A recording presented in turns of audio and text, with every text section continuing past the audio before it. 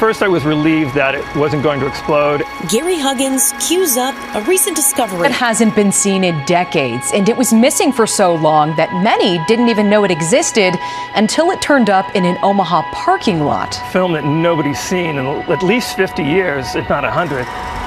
Gary, a filmmaker himself, picked up the film at an auction in Omaha last year.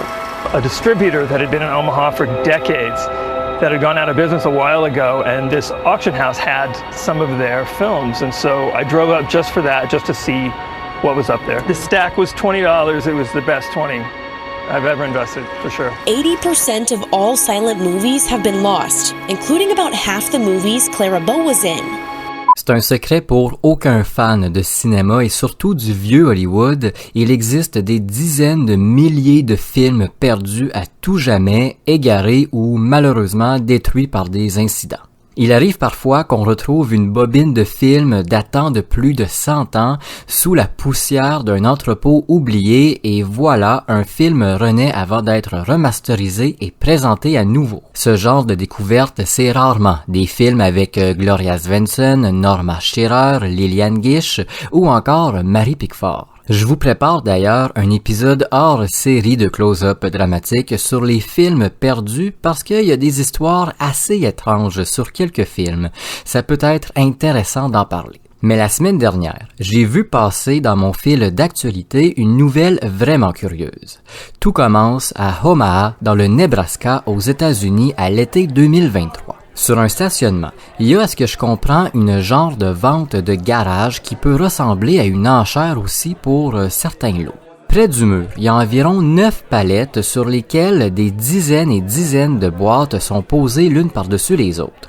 Celui qui vend ce lot prétend qu'il possède toutes ces boîtes sans qu'il sache vraiment pourquoi. Ça fait des années que sa famille possède tout ça et il a décidé de s'en débarrasser. C'est assez obscur sur ce point. Gary Huggins, un admirateur du vieux Hollywood, est intrigué par l'une de ces palettes. Sur le dessus, il y a plein de bobines de vieux films. Mais pour pouvoir regarder, il faut qu'il les achète tous pour la très modique somme de $20. Gary va acheter les 9 palettes, repartir chez lui et se mettre à regarder son achat et il va vite comprendre que ce qu'il a entre les mains vaut de l'or.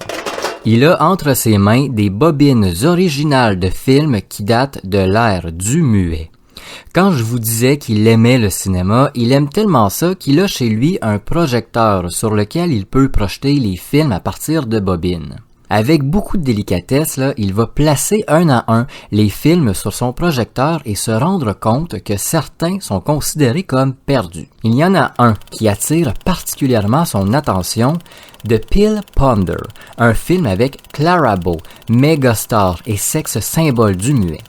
Un film dont on ne connaissait même pas l'existence. Même les biographes les plus passionnés et connaisseurs de l'actrice n'ont jamais entendu parler de ce film tourné en 23. Une production qui dure moins de 25 minutes, mais il est possible qu'il existe une version beaucoup plus longue. Pour le moment, cette version de 25 minutes est la seule et unique copie que nous avons. Imaginez la découverte, l'achat du siècle pour le cinéma, la découverte du siècle. Évidemment, M. Huggins a déclaré aux médias que c'était le $20 le plus rentable de toute sa vie. On connaît pas la valeur exacte de ce lot de films parce qu'ils sont, à ce qu'on dit, pas tous des films perdus, mais c'est certainement des centaines de milliers de dollars si c'est pas des millions.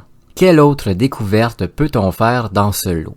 Gary Huggins a acheté pour $20 une véritable mine d'or.